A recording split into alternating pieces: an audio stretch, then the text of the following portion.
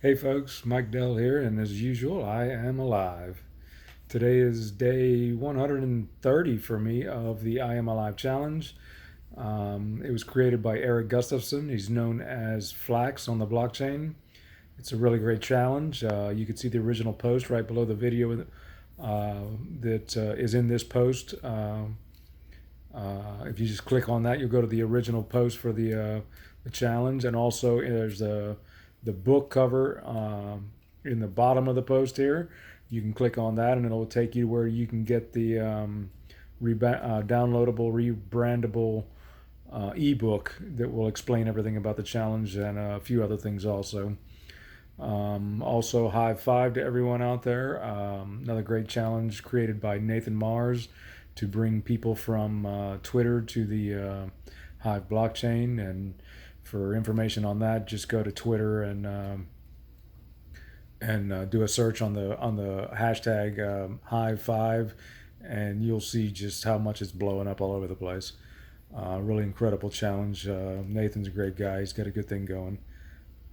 Um, Today, I wanted to talk a little bit about some history that I was close to in my childhood. I talked before about in a post I did about all the places that I've been for the most part, not necessarily cities or anything like that, but just places I've lived and visited and stuff like that in major countries and different things like that or whatever. But one of the places I've lived twice was Guam, and a little information about that. It's a small island. It's in the Pacific. If you go to if you're unfamiliar of where it is and how big it is, you want to see it on the map. Go to find Japan on the map and go directly south, just above the equator. You'll see the Marianas Islands, and you'll see Guam is the biggest of them right there. Guam is about 200 square miles, so it's not very big. Um, it's been occupied by several different countries. I don't know, several. There's multiple different countries, I should say. Um, I know Spain had it for a while, Japan had it for a while. But what I wanted to talk about was Japan had it, and during World War II, about 1944, the United States fought Japan for it and took the island from Japan. One of the Japanese soldiers remained on the island in hiding in out in the jungles and stuff. And this is a small island. It's not very big. 200 square miles is really not that big. This Japanese soldier lived there for 28 years after the United States took the island from Japan. Hid out and lived thinking, didn't know the war was over, thinking that he was just surviving out there. And I mean, that's what he was doing. But they found him in 1972. From 1944 to 1972, this guy was living in the jungle, uh, surviving off the land, off of. I imagine he was taking things from where he can find it, stuff like that, or whatever. The jungle on Guam, you could live over there. There's a lot of tropical wildlife that that you could live on. I mean, there's coconuts, mangoes, bananas, papayas, star fruits.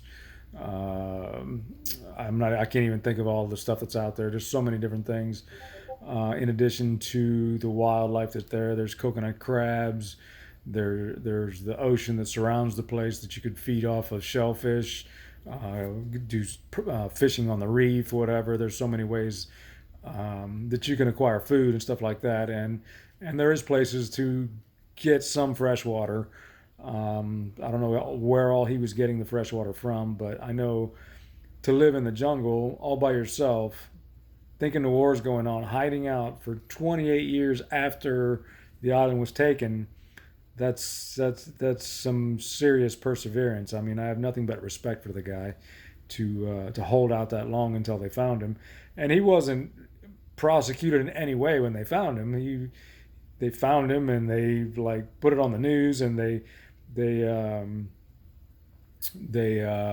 sent him back to Japan, and there's like articles you can go on the internet and find it. Just look up Japanese soldier on Guam, and you'll find the information. I'm not going to try to say what his name was because I don't know how to pronounce it, and I don't want to just butcher it badly or whatever. So I'll leave it up to people to just look up the information or whatever if you want to find out any more about it. But when I was a small child, I was still living there during while they found this guy. I don't really remember it too much. I remember going back later on when I was a little older and going through the little mini museum thing they had in the library there and stuff like that to see some of the stuff the guy had and everything. Some of the things that he had made from like shoes. He had flip flop looking sandals that he had made from palm tree pieces and stuff. I can't really remember because it's many years ago that I saw all this stuff, but just the sheer fact that this guy lived there for 28 years afterwards is just incredible. Um, we think we have it hard now, going through everything we're going through, and this guy survived off the land, thinking he's still in war for almost 30 years. That's crazy. Um, but it's some interesting facts, and that's like a huge piece of history that I was actually very close to. That is kind of like a pretty major deal, I guess. But it was really cool to be so close to it and to see what all unfolded with it at the moment and stuff like that later um, on how he made it and survived, and he lived for quite a while afterwards and everything too. It wasn't like he was dying and came out. They just found him and exposed him at that point. But what an inspiration for anybody to see and just see this guy's accomplishment to do that, and how we think we have it so bad nowadays. We actually just need to kind of look at things and realize how good things really are as compared to what they could be, I guess. But I'll leave it at that. Go look him up. It's kind of a cool little story, and not much on it, but it is kind of a cool little story. And I will be back tomorrow, and I will see you then.